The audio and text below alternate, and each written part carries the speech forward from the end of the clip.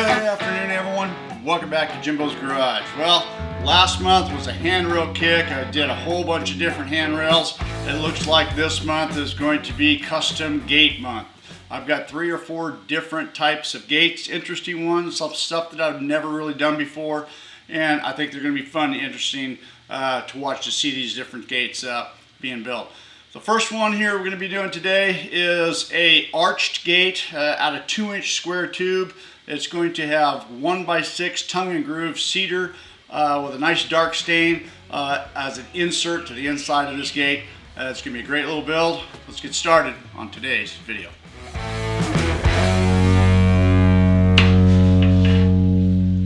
Okay, so here's the first piece. This is a radius piece. This thing's about 6 feet long, and this is a 2-inch by 2-inch square tube.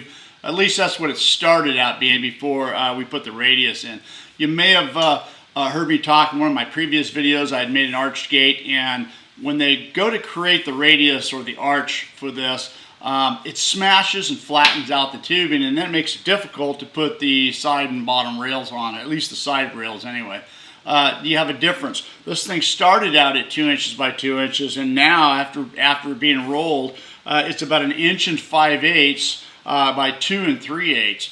So it makes it difficult to bring in a 2x2 side rail to attach to this thing and make it look right. But anyways, I'm going to show you what I'm talking about, and then I'm sure that we can probably make it work. Maybe the option, this is using some thicker material. This here is 63 thousandths, and maybe I need to step up to 90 thousandths or 120 wall or something like that. Maybe that'll reduce the amount that the tube actually gets compressed.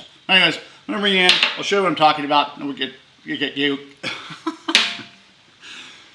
All right, so here's one of the ends of the tube, and I don't know, you may or may not be able to see this on camera or not, but at the very end, this is the 2-inch by 2-inch. This is what it looks like prior to going into the roller.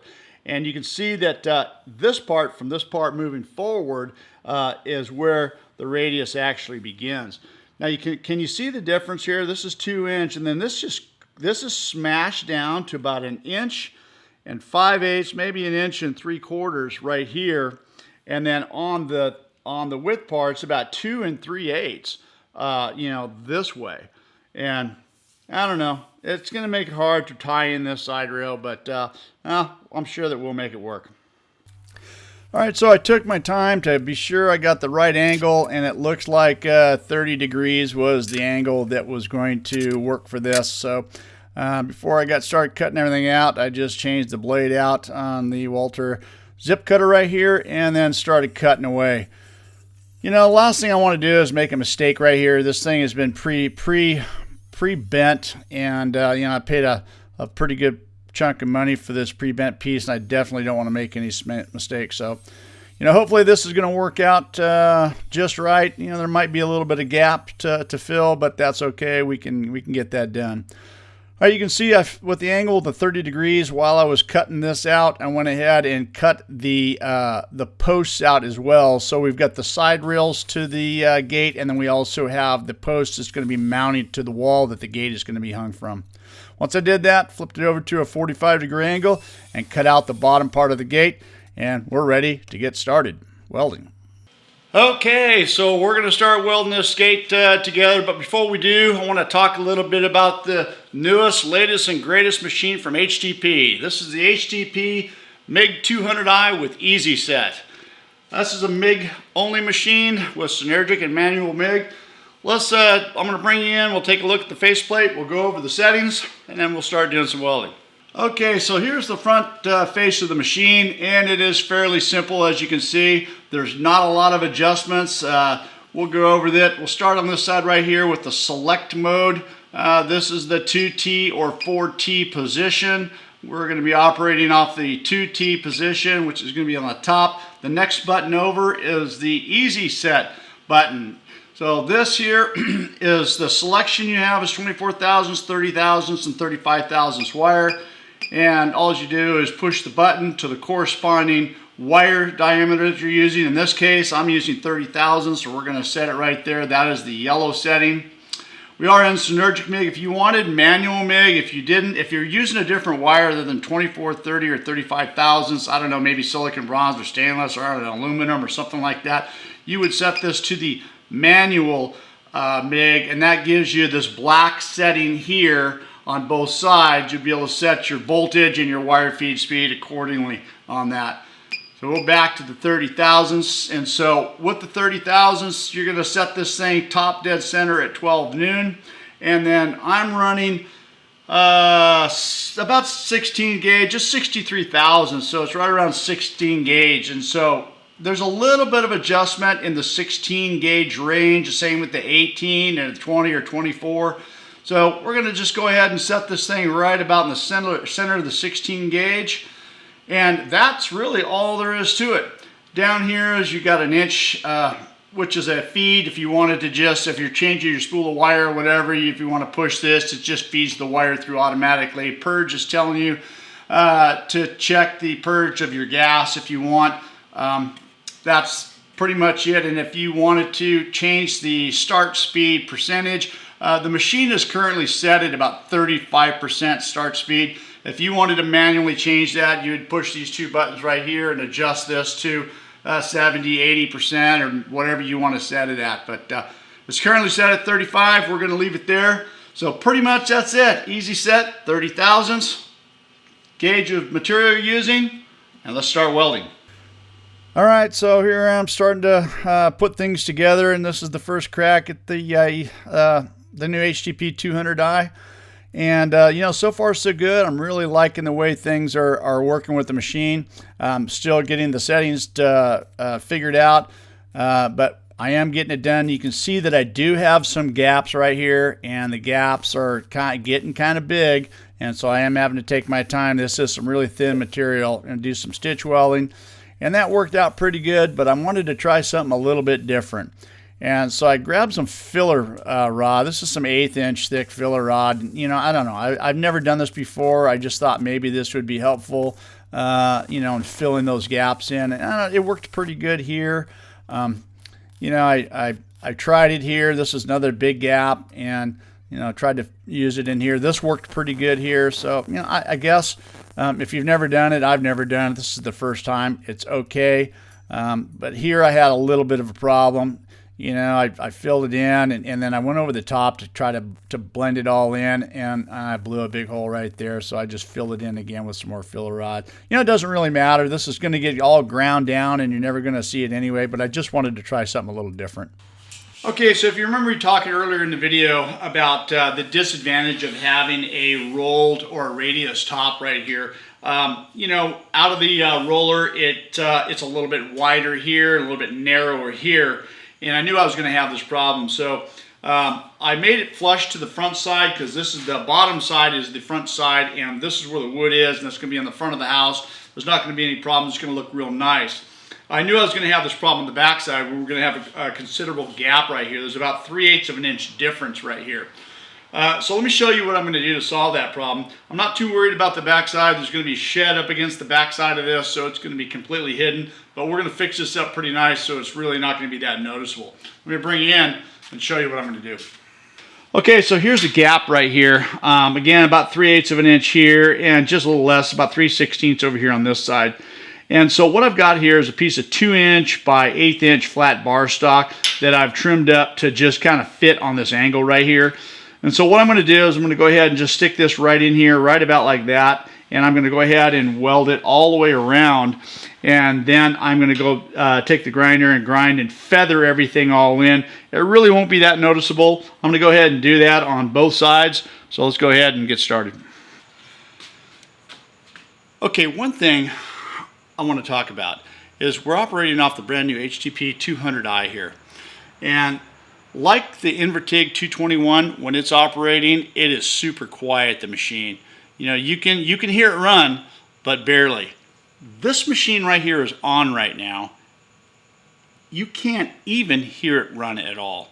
Let me bring you in super tight, and I'm going to snap my fingers, and I'll show you how crisp the mic is, and you'll see this thing, you can't even hear it operating. Can you hear it running?